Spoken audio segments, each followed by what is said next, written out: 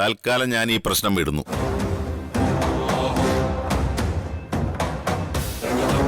ഒരേ ഒരു മോനായി ഇവൻ. കൈവെള്ളയിൽ വെച്ച് വളർത്തുന്നതാ ഇവനെ. അറിയോ, നീയൊക്കെ എന്റെ കൂട്ടുകാരായിരിക്കും. പക്ഷേ എന്റെ കുഞ്ഞിന് ഇനി എന്തെങ്കിലും സംഭവിച്ചാ എന്റെ പെരുമാറ്റം ഇങ്ങനെ ആയിരിക്കില്ല. പറഞ്ഞേക്കാം. ഇനി പാർക്കിൽ പോരുന്നുള്ള പാതിരാത്രിക്കുള്ള കമ്മൈ സ്റ്റഡി ഒന്നും വേണ്ട കേട്ടാ.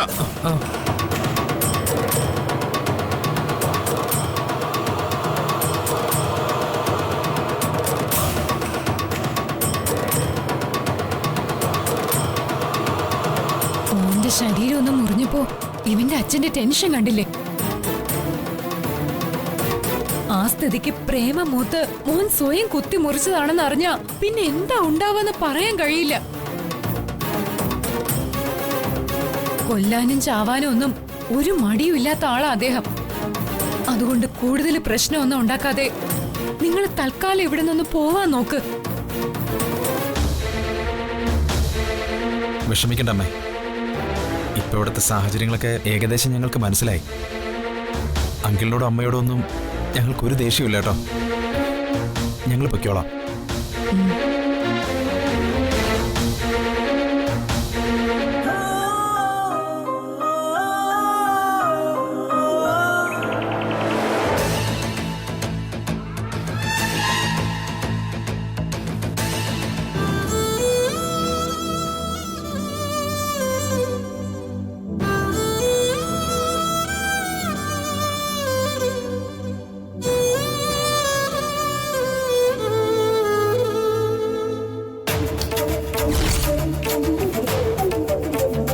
കട്ടു തിന്നാൻ പോകുന്നോടി അസത്തെ.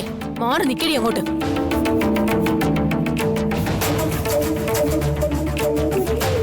മുത്തശ്ശി, ദിയമ്മൾക്കും വേണം ആപ്പിള്. എനിക്ക് വിശക്കണം അങ്കിള്. അയ്യോടി, ആപ്പിള് മാത്രം ആക്കണ്ട. മുന്തിരിയും ഓറഞ്ചും എല്ലാം കൂടി അങ്ങ് ചെലുത്തി തരാം.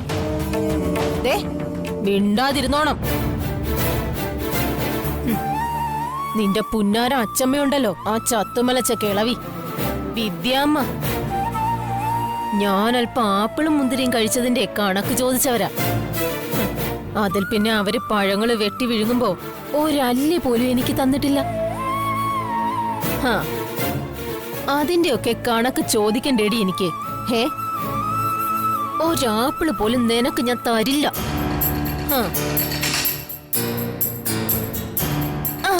അയ്യോടാ, ഞാൻ കാണിച്ചുതരാം. ഇങ്ങനെ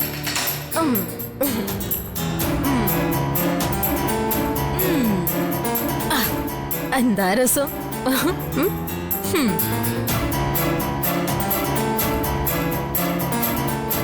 ആപ്പിളൊക്കെ കഴിക്കണമെങ്കിലേ ദേഹമാണെങ്കിൽ പണിയെടുക്കണം. എത്രയും പെട്ടെന്ന് ഈ വീടൊക്കെ ഒന്ന് കഴുകി വൃത്തിയാക്കിയിട്ട് വാ. ഒരാപ്പിള് തരാം നിന്റെ കൊതി തീരാനായി.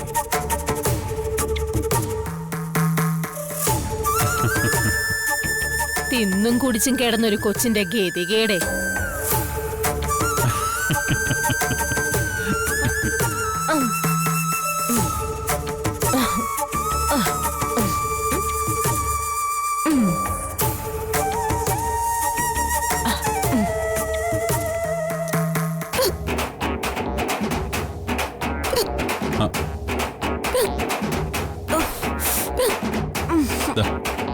വെള്ളം കുടിക്കും.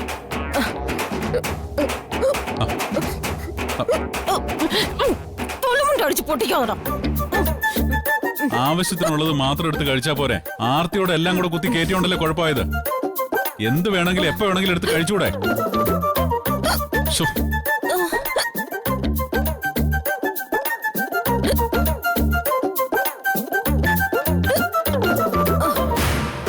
നശിച്ച ജന്തുവിന്റെ കൊതി വിട്ടതാ.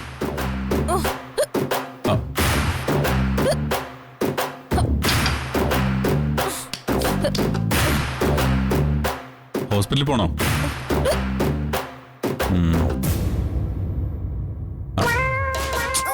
വേണ്ട.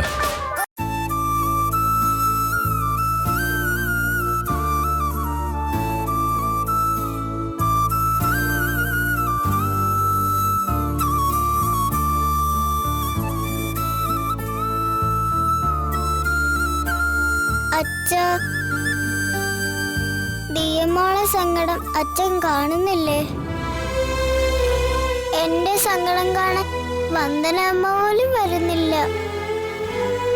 ആപ്പിളും മുന്തിരിയൊക്കെ തിന്നാൻ കൊതിയാവുന്നു അച്ഛാ. ദിയമോള് പഴങ്ങൾ തിന്നാതെ വാശി പിടിച്ചിരുന്നിട്ടുണ്ട്. അതുകൊണ്ടാണ് ദൈവം എന്നെ ഇങ്ങനെ ശിക്ഷിക്കുന്നത്.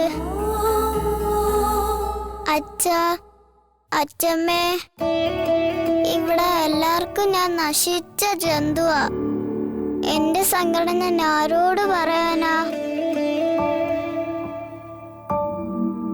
അച്ഛനും അച്ഛമ്മയും പോയ സ്ഥലത്തൊക്കെ എന്നെയും കൂടെ കൊണ്ടുപോക്കൂടെ?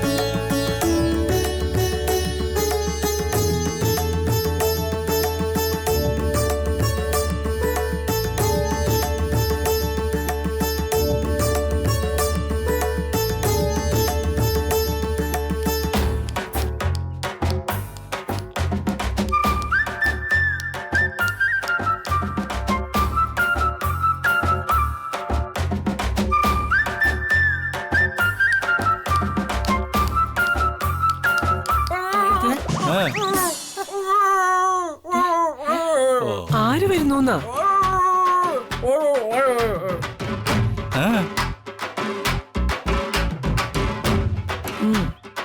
നിന്റെ മൂത്ത മോളാ കള്ളി.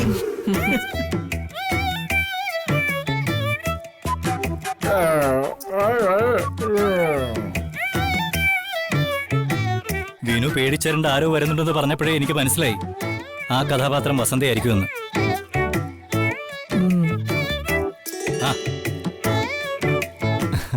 സതീശ, സുഖമല്ലേ മോനെ? സുഖം മുത്തശ്ശി. മുത്തശ്ശിക്കോ? അത് സുഖം കൂടിപ്പോയതിന്റെ കുറവേ ഉള്ളൂ. കുഞ്ഞുങ്ങളോ മോനെ? അവരുടെ സ്കൂളിൽ കലോത്സവം നടക്കാം മുത്തശ്ശി, അതാ വരാഞ്ഞത്. മോളെ, വർഷയുടെ കല്യാണക്കുറിയുടെ മോഡലാ. നമ്മൾ ഓക്കെ പറഞ്ഞ ഇന്നിത് പ്രിന്റ് ചെയ്ത് കിട്ടും. ഓഹോ, കല്യാണക്കാർക്കൊക്കെ പ്രിന്റ് ചെയ്യാൻ കൊടുത്തല്ലേ? എന്നോടൊരു വാക്ക് പറഞ്ഞില്ലല്ലോ. അല്ലേലും മൂത്ത മോളെ എനിക്കും എന്റെ ഭർത്താവായ സതീശനും ഈ വീട്ടിൽ ഒരു വിലയില്ല. മോളെ, നീ എന്തൊക്കെയായി പറയുന്നേ? ഞാൻ പറയുന്നത് സത്യമല്ലേ? അല്ലെങ്കിൽ പിന്നെ ഇവിടെ വന്നു കഴിയുമ്പോഴാണോ കല്യാണക്കുറി അടിക്കാൻ കൊടുത്തവര് ഞാൻ അറിയേണ്ടത്? അച്ഛാ, ഇത് എന്തിനാ അച്ഛാ ഇങ്ങനെ തരം താഴ്ത്തുന്നത്?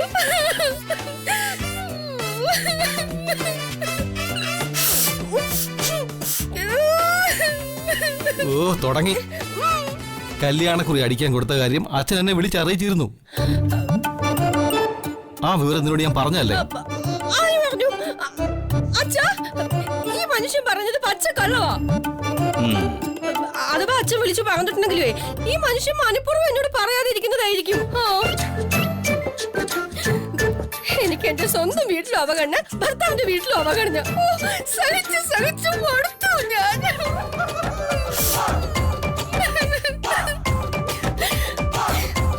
എന്റെ പൊന്നോ,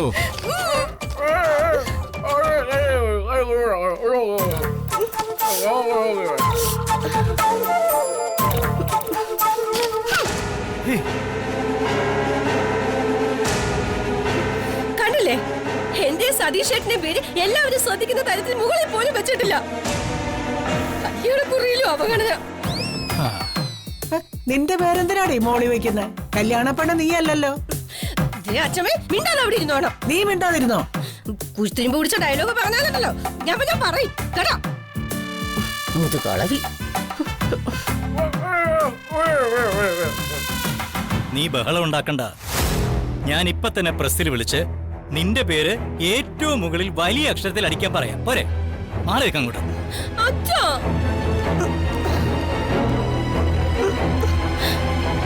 എന്താ വസന്ത ഇത്? അച്ഛന്റെ മനസ്സ് കുത്തി നോവിച്ച നിനക്ക് തൃപ്തിയാവും അല്ലേ? വന്ദനയുടെ വിവാഹം മുടങ്ങിപ്പോയതിന്റെ ഷോക്കിൽ നിന്ന് അച്ഛൻ ഇനിയും കരകയറിയിട്ടില്ല. ഉടനെ അടുത്ത വിവാഹമായി. ആകെ വീർപ്പുമുട്ടല്ല പാവം. സഹായിച്ചില്ലെങ്കിലും ആ മനസ്സിനെ തളർത്തുന്ന വർത്തമാനെങ്കിലും ഒന്ന് ഒഴിവാക്കിക്കൂടെ നിനക്ക്? ഇവളും 2 പെങ്കൊച്ചുങ്ങളെയല്ലേ പറ്റത്? അവരുടെ കല്യാണം നടക്കുന്ന സമയത്തെ കല്യാണം നടത്തുന്നതിന്റെ ബുദ്ധിമുട്ട് എന്താണെന്ന് ഇവള് പഠിക്കും. എല്ലാം ആയി. ഇനി അച്ഛമ്മയുടെ ഉപദേശത്തിന് ഒരു കുറവും കൂടി ഉണ്ടായിരുന്നുള്ളൂ. ഒന്ന് മതിയാക്കടി. നീ പോയി സതീഷിന് വേണേ ചോറെടുത്തു കൊടുക്ക്. പോണം അവിടുന്ന്. ഇതേ എന്റെ വീടാ, എനിക്ക് ആവശ്യമുള്ള എടുത്തു കഴിക്കും. ചോറ് വേണമെങ്കിൽ അടുക്കള കേട്ടോ. ഓ കഷ്ടം. എന്റെ അമ്മേ, ഇവൾ ഒരിക്കലും നന്നാവില്ല. അത് തന്നെ.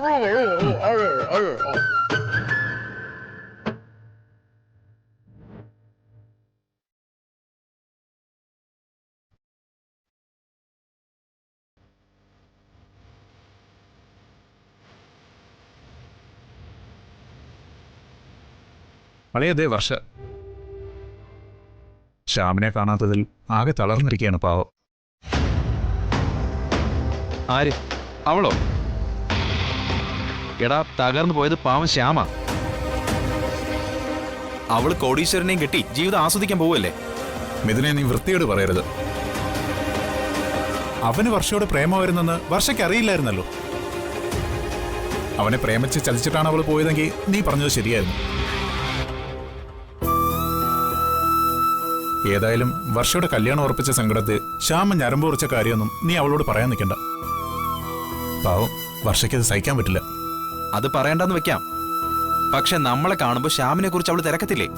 അപ്പോഴെന്ത് മറുപടി പറയും? തൽക്കാലം നമുക്ക് വർഷയുടെ അടുത്തേക്ക് പോകണ്ട. അവളെ കാണാതെ ഒഴിഞ്ഞു മാറി നടക്കുന്നതാ ബുദ്ധി. അത് ശരിയാവില്ല. അവളെ കണ്ടിട്ട് പോവാം. കാണാം. പക്ഷെ ശ്യാമിനെ കുറിച്ച് എന്ത് കള്ളത്തരാ പറയാൻ പോകുന്ന അവളോട്? അതൊക്കെ ഞാൻ മാനേജ് ചെയ്തോളാം. നീ വാ.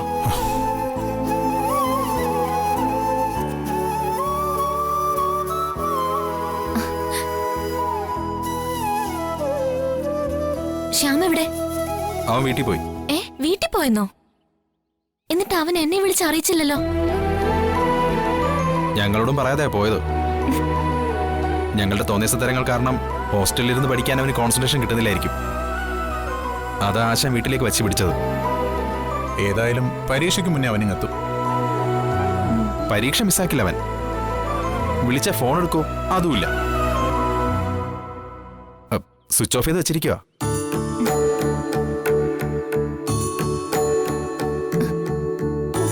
നമ്മളൊക്കെ ഒറ്റക്കെട്ടായിരുന്നു.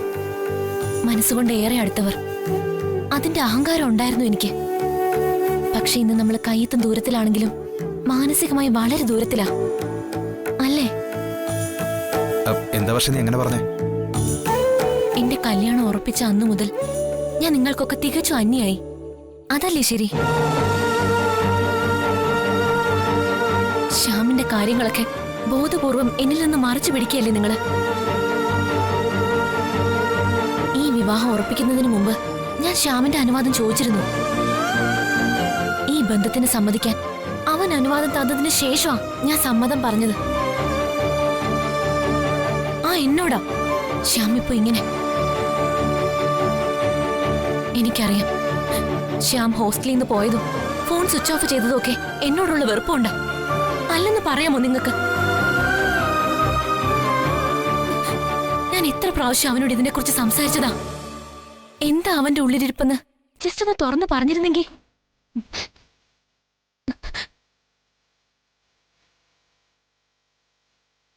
പറ്റുമെങ്കിൽ നിങ്ങൾ അവനോടൊന്ന് പറഞ്ഞേക്കണം.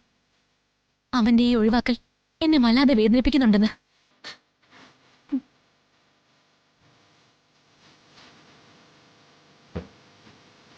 വർഷ ശ്യാമിനെ വല്ലാതെ തെറ്റിദ്ധരിച്ചിരിക്കുക. ശ്യാമിന് വർഷ ഇഷ്ടമായിരുന്നു എന്ന സത്യം ഈ അവസ്ഥയിൽ അവളോട് തുറന്ന് പറയാൻ നിവൃത്തിയില്ല. ഇനി എന്ത് ചെയ്യണമെന്ന് ഒരെത്തും പിടിയും കിട്ടുന്നില്ല.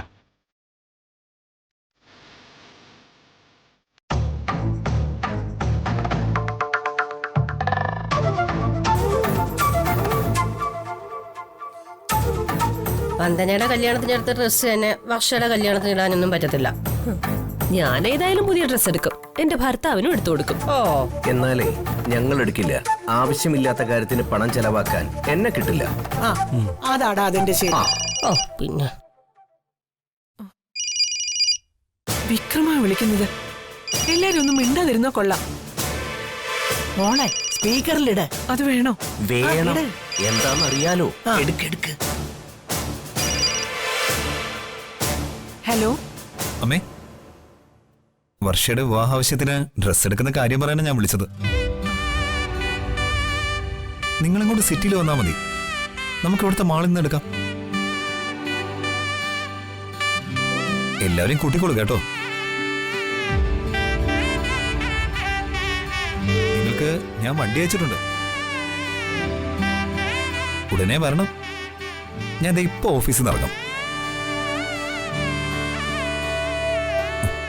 ഹലോ അമ്മേ, കേൾക്കുന്നില്ലേ?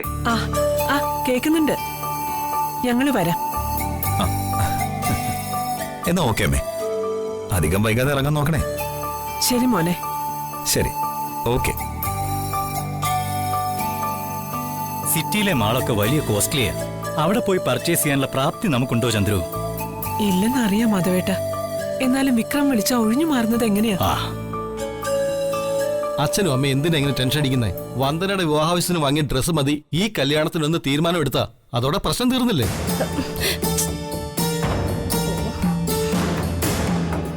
എന്റെ അഭിപ്രായം അത് തന്നെയാ. വിക്രമിനോട് എന്തെങ്കിലും ഒഴിവ് കഴിവുകൾ പറഞ്ഞ് മോളെ പോകുന്നത് ഒഴിവാക്കുന്നതായിരിക്കും നല്ലത്. ഇക്കാര്യത്തിൽ സുചിത്രയുടെ അഭിപ്രായം തന്നെയാണ് എനിക്കും. വെറുതെ കാശില്ലാത്ത സമയത്ത് എന്റെ കല്യാണത്തിനെടുത്ത ഡ്രസ്സ് ശാപം പിടിച്ചതാണെന്ന ചിന്ത അച്ഛനും അമ്മയ്ക്കും തോന്നുന്നുണ്ടെങ്കിൽ അതായിരിക്കും നല്ലത്. അല്ല, ഒരു കാര്യം ചെയ്യാം, വിക്രമിനെ പിണക്കണ്ട. വർഷയുടെ കല്യാണ സാരി മാത്രം വിക്രമിനോടൊപ്പം പോയി വാങ്ങാം. എന്താ?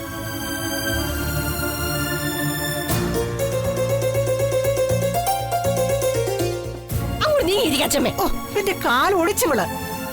ഈശ്വര, ഒരു നല്ല കാര്യം പറഞ്ഞു പോയതിന്റെ പേരില് അവൾ എന്നെ കൊന്ന് കെട്ടിത്തൂക്കിയില്ലെങ്കിൽ കൊള്ളാം. ഞാനത് അങ്ങോട്ട് പറയാൻ തുടങ്ങുമായിരുന്നു. അളിയ, ജീവിക്കുവാണ് ആണുങ്ങളെ പോലെ ജീവിക്കണം, എന്നെ പോലെ അല്ലേ ഹരിതേ? വല്ല കാര്യമുണ്ട്.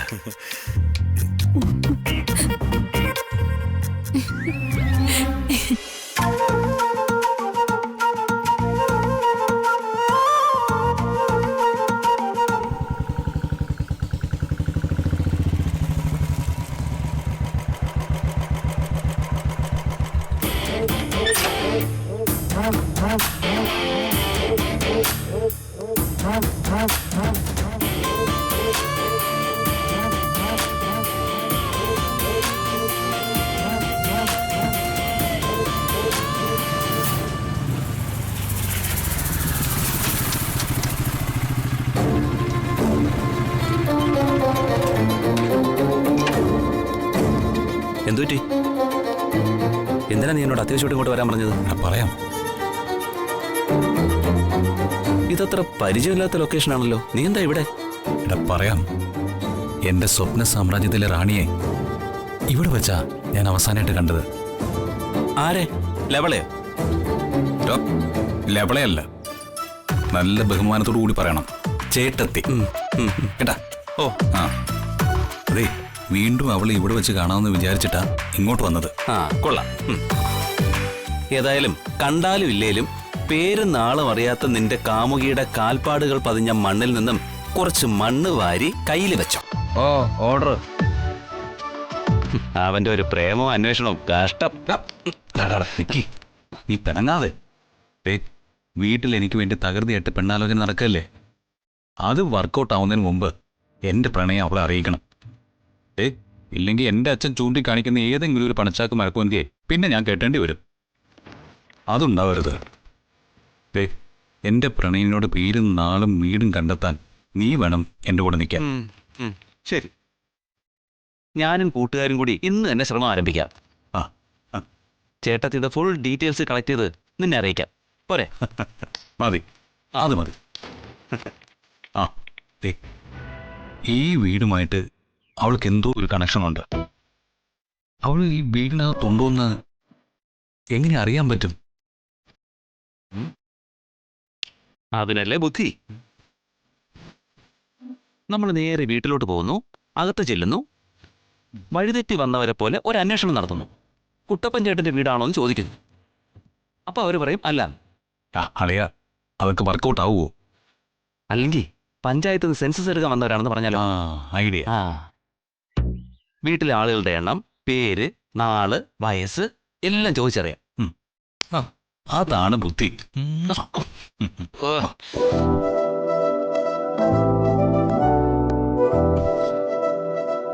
പൂട്ടിരിക്കണം നോക്ക്. പൂട്ടിയിട്ടേക്ക്.